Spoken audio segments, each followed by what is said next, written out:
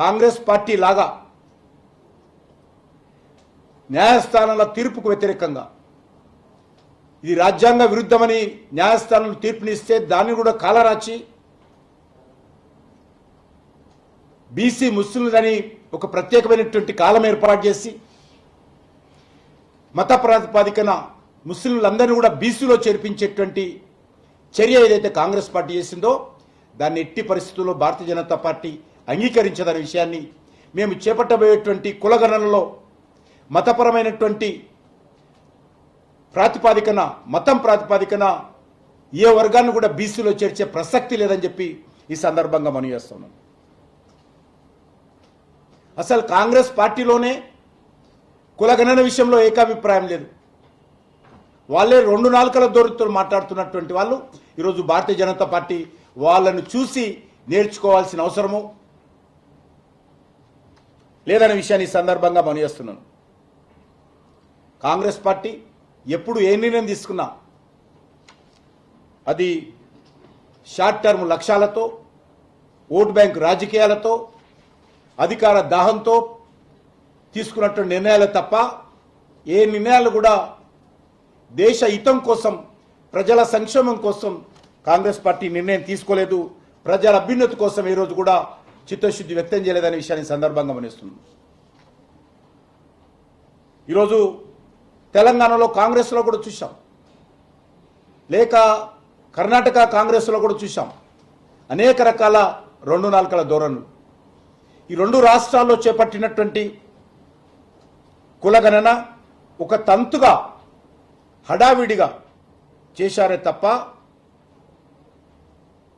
చిత్తశుద్ధి లేకుండా ఆ యొక్క కులగణన చేశారు. అది కులగణన కాదు, కులాలకు సంబంధించినటువంటి సర్వే, అది గణన కాదు.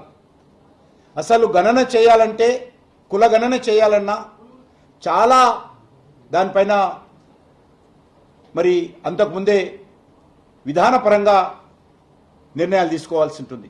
కానీ ఏ రకమైనటువంటి నిర్ణయాలు తీసుకోకుండా, చిత్తశుద్ధి లేకుండా ఒక తంతుగా దీన్ని వివరించారే తప్ప ఈరోజు అది కూడా అనేక 50% ఇళ్లలో కూడా 50% జనాభా దగ్గర కూడా ఈ యొక్క కులగణన సందర్భంగా మరి కాంగ్రెస్ పార్టీ వెళ్లకుండా ఈరోజు గణన ఎలాగంటుందో చెప్పాల్సిన అవసరం ఉంది. అది యావరేజ్గా తీసుకున్నటువంటి సర్వే మాత్రమే.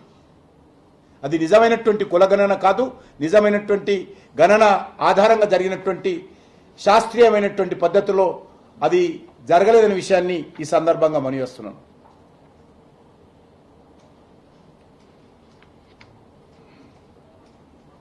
బీసీలో ఉన్నటువంటి అన్ని వర్గాల ప్రజలకు న్యాయం జరగాలంటే శాస్త్రీయమైనటువంటి పద్ధతిలో నిష్పాక్షపాతంగా ఈ యొక్క కులగణన జరగాలంటే అది జనగణన జరిగినప్పుడే అది సాధ్యమవుతుంది. ఎందుకంటే చాలా పెద్ద కొన్ని లక్షల మంది ఈ యొక్క జనాభా సేకరణలో, జనగణనలో పనిచేస్తారు కాబట్టి అప్పుడు మాత్రమే సాధ్యమవుతుందనే విషయాన్ని, ఇంత పెద్ద దేశము సుమారు 140 కోట్ల మందికి పైగా ఉన్నటువంటి మనలాంటి దేశంలో ఏ యొక్క గణన జరగాలన్నా కూడా దానికంటే ముందు చాలా పెద్దగా ఎక్సైజ్ చేయాల్సి ఉంటుంది. అందుకే జనగణనంతో దీన్ని జోడించినప్పుడే అది సమగ్రంగా ఆ యొక్క కులగణన జరుగుతుందనే విషయాన్ని కూడా ఈ సందర్భంగా మేము మనవిస్తా ఉన్నాం. ఈసారి చాలా నిర్మాణాత్మకంగా జనగణన చేపట్టడము, అందులో ఇంతకుముందు చెప్పినట్టు కులగణన కూడా జరపాలన్నదే మా ప్రభుత్వం యొక్క స్పష్టమైనటువంటి విధానం. ఇది రేవంత్ రెడ్డి గారు మాట్లాడుతూ ఇంతకుముందు గత 10 సంవత్సరాలుగా ఎందుకు చేయలేదంటున్నాం.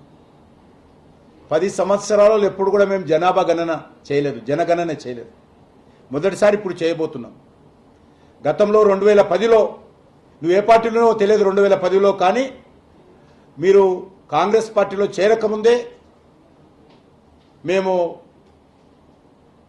కులగణన కోసము పార్లమెంటులో మా యొక్క వైఖరి స్పష్టం చేశామన్న విషయాన్ని ఈ సందర్భంగా మనవిస్తున్నాం.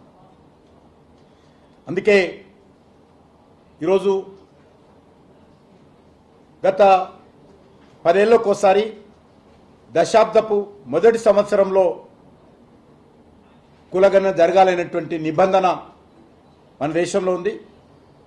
బీజేపీ అధికారంలోకి వచ్చిన తర్వాత మొదటిసారి ఈ 10 సంవత్సరాల తర్వాత జనాభా సేకరణ జరుగుతున్నది కాబట్టి ఇందులో ఈ అంశాన్ని మేము పొందుపరిచామనే విషయాన్ని ఈ సందర్భంగా మనయోస్తున్నాను.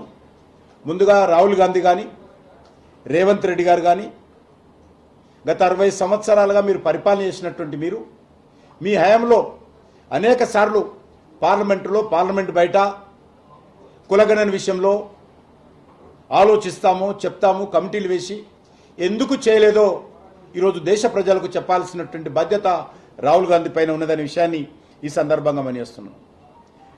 నెహ్రూ గారు కానీ ఇందిరా గారు కానీ లేకపోతే రాహుల్ గాంధీ కానీ రాజీవ్ గాంధీ గారు కానీ ప్రధానమంత్రిగా ఉన్నప్పుడు ఈ ముగ్గురు కూడా కులగణను వ్యతిరేకించినటువంటి వాళ్ళే అని ఈ సందర్భంగా మనయోస్తా ఉన్నాను.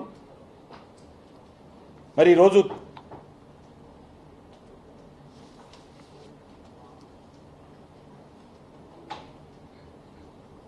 తెలంగాణ మోడలు, తెలంగాణ ఆదర్శము ఒకటి రాహుల్ గాంధీకి మనవి చేయాలనుకుంటున్నాను. మీలాగా తూతూ మంత్రంగా ఒక తంతులాగా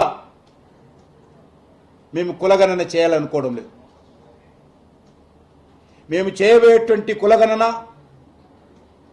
వాస్తవాలకు 100% అనుకూలంగా శాస్త్రీయమైనటువంటి పద్ధతిలో మేము చేయబోయేటువంటి కులగణన ఉంటుంది తప్ప మీలాగా మరి కులగణన ఒకసారి పబ్లిష్ చేసి మళ్ళీ రూపాయలు ఉంటే మళ్ళీ 2 రోజులు సమయం ఇచ్చి ఒక తంతులాగా తెలంగాణలో కులగణన జరిగిందే తప్ప తెలంగాణలో శాస్త్రీయమైనటువంటి పద్ధతిలో కులగణన జరగలేదనే విషయము రాహుల్ గాంధీకి అర్థం కాకపోతే ఎవరేం చేయలేరనే విషయాన్ని ఈ సందర్భంగా మనయోస్తున్నాను. ఇది తెలంగాణ రోడ్ మోడల్గా అని ప్రచారం చేసుకుంటున్నారు. ఆ రకమైనటువంటి రాంగ్ రోడ్ మోడల్ మేము తీసుకోము. ఖచ్చితంగా వాస్తవాలకు అనుకూలంగా ప్రతి ఇంటికి వెళ్ళి దేశంలో మారుమూల ప్రాంతాలలో గిరిజన తండాలలో ఏజెన్సీ ఏరియాలో ఉన్నటువంటి ప్రతి ఇంటికి వెళ్ళి చేయబోయేటువంటి జనగణనలో భాగంగానే కులగణన ఉంటుంది తప్ప మీలాగా 50% హౌజెస్కే వెళ్ళి మరి కులగణన జరిగిందని ఒక తంతులాగా నడిపించేటువంటి ప్రసక్తి లేదనే విషయాన్ని ఈ సందర్భంగా మనయోస్తున్నాను. అంతేకాకుండా ఈరోజు కులగణన చేపట్టేందుకు సెన్సస్ యాక్ట్ 1948 సవరణ తీసుకురావాల్సింది.